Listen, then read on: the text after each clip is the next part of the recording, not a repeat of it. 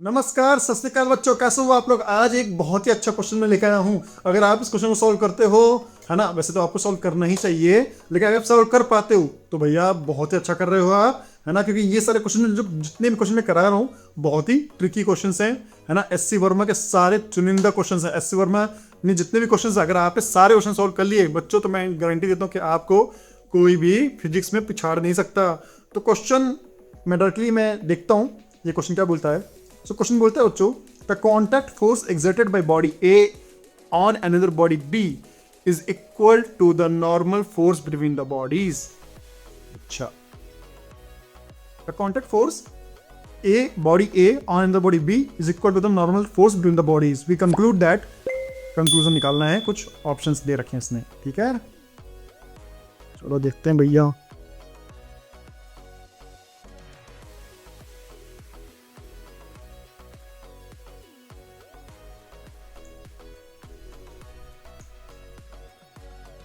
तो ये फ्लोर हो गया बॉडी ए और ये हो गया बॉडी बी, ठीक है। तो जो कांटेक्ट फोर्स है डायरेक्टली,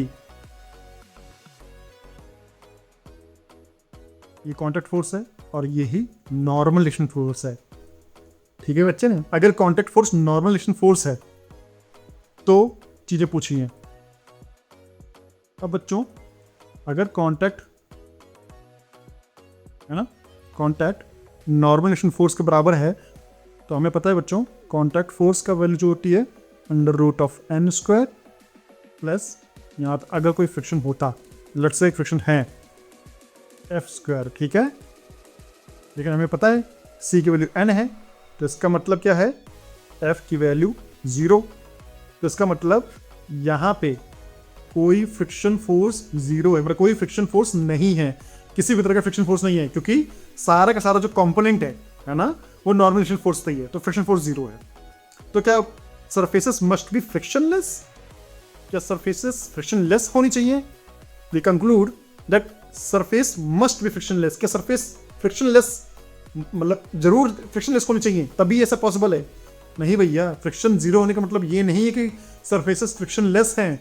इसका मतलब ये है कि भैया किसी भी तरह का सरफेसेस को आपस में रिलेटिव मोशन 0 है।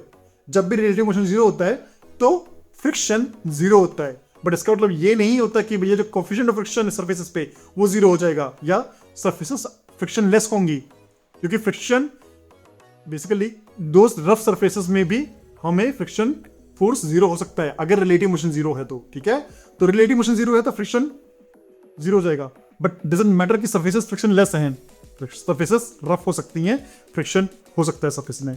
तो भैया सरफेस मस्ट बी फ्रिक्शनलेस, गलत नहीं भैया। The force of friction between the two body is 0। हाँ जी, ये सही है, क्योंकि भैया जो फ्रिक्शन फोर्स है वो 0 है। अभी भी यहां पे निकाला कि भैया फ्रिक्शन फोर्स 0 है। The magnitude of normal friction force equals that of the friction. भैया नॉर्मल एक्शन जब फ्रिक्शन 0 है और नॉर्मल एक्शन फोर्स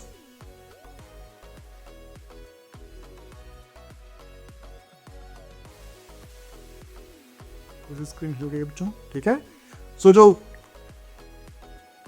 क्या कहते हैं इसमें जो फ्रिक्शन फोर्स है वो तो 0 है और नॉर्मल एक्शन फोर्स की एक फाइनाइट वैल्यू है ना, फाइनाइट वैल्यू एग्जिस्ट करती है। तो भैया friction force normal action force के बराबर नहीं है, तो ये तो गलत हो गया।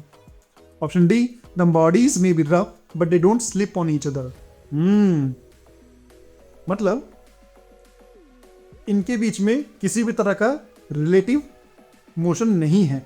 The bodies may be rough, of course the bodies, हम तो बोल रहे हैं भैया बॉडीज रफ हो सकती हैं, but they don't slip on each other, है ना, लेकिन दे स्लिपिंग नहीं हो रही है।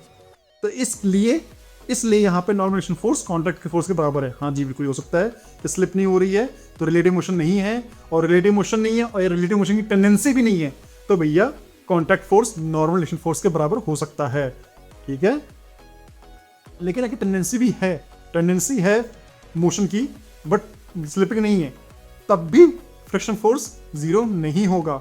एक टेंडेंसी होगी, मतलब किसी भी तरह का छोटा सा एक्सटर्नल फोर्स अप्लाई कर दिया जाए तो फ्रिक्शन फोर्स की वैल्यू उस छोटे से एक्सटर्नल अप्लाइड फोर्स को बराबर कर देगा, और फाइनाइट जो फ्रिक्शन फोर्स है वो छोटी सी एक वैल्यू उसकी हो जाएगी, लेकिन उस केस में जो कॉन्टैक्ट फोर्स है वो नॉर्मल एक्शन फोर्स के बराबर नहीं होगा। तो भैया ये ऑप्शन सही है कि they are not slipping each other. इसका मतलब है कि there is no relative motion और there is no tendency of relative motion और bodies will be rough. So yes, this can be true. In this case contact force can be equal to normal action force, ठीक है, if friction force is zero because they don't slip on each other. So option B and D. तो बच्चे अगर आप लोग को समझ में आ गया है कि ऑप्शन बी और डी समझ में क्यों है, तो बच्चों वीडियो को लाइक और चैनल को सब्सक्राइब करना मत भूलें। मैं आपको मिलता हूं नए इंटरेस्टिंग और एक्साइटिंग क्वेश्चन के साथ। तब तक के लिए